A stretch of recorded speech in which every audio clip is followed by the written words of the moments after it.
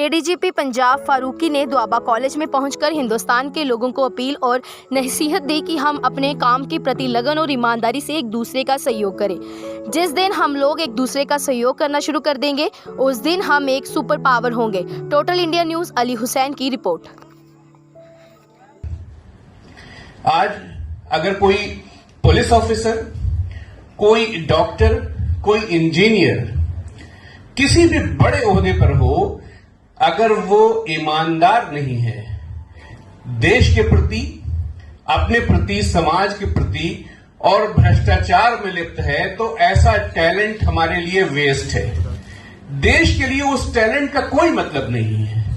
हमें ऐसे नागरिक चाहिए जो जिम्मेदार हो, जो ईमानदार हो, जो अपने प्रति भी और समाज के प्रति भी जो नैतिक कर्तव्य है उसके लिए सजग रहें।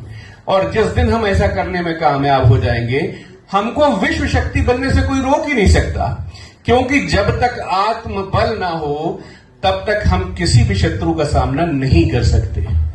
तो आज अगर देश को हमें देश बनाना है, राष्ट्र बनाना है, तो उसके लिए हर एक नागरिक को अपना इंट्रोस्पेक्शन करना पड़ेगा, अपने प्रति जवाबदेही तय करनी पड़ेगी और ये देखना पड़ेगा कि एक दरख्त की तरह हम समाज के लिए, दूसरों के लिए कितने यूजफुल हैं।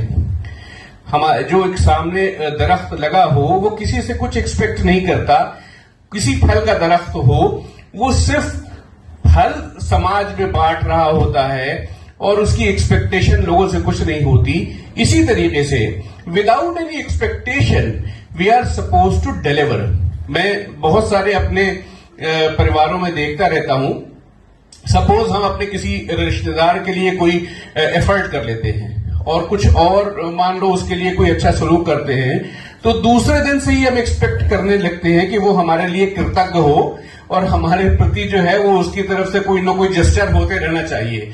और जिस दिन वो उसको इग्नोर करता है, हमारी तरफ से गालियां शुरू हो जाती कि देखो जी अपा किन्ना किता सी ना ले, इन्होंने कुछ नहीं किया ना किया।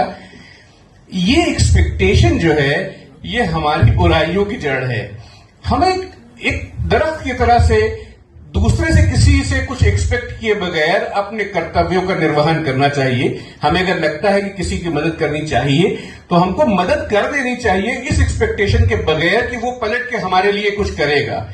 इस अपेक्षा के बगैर हमको आगे बढ़ने की जरूरत है। और आप देखेंगे कि जब ये जो भावना डेवलप हो जाएगी तो कल वही शख्स जिसके लिए आपने कुछ किया होगा वो भी अपनी इस कर्तव्य को समझते हुए कहीं ना कहीं किसी के लिए या आपके लिए कुछ न कुछ ऐसा कर रहा होगा जिसकी आप उससे अपेक्षा नहीं करते हैं। तो अपेक्षाओं के बगैर हमको एक लाइट हाउस के तौर पर, जैसे वसीम बरेलवी का शेर है कि जहां रहेगा वही रोशनी लुटाएगा, किसी चिराग का अपना मकान नहीं होता। कोई चिराग अपने घर के लिए रोशन नहीं होता है। चिराग इसलिए रोशन होता है कि अंधेरों को दूर करे, और उसकी अंधेरों से कोई एक्सपेक्टेशन नहीं होती कि वो उसके लिए पलट के कुछ करेंगे। तो बगैर किसी अपेक्षा के हमको एक चिराग की तरह रोशन होना है।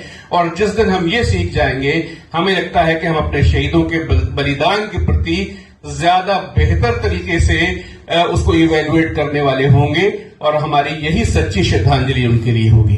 Thank you very much.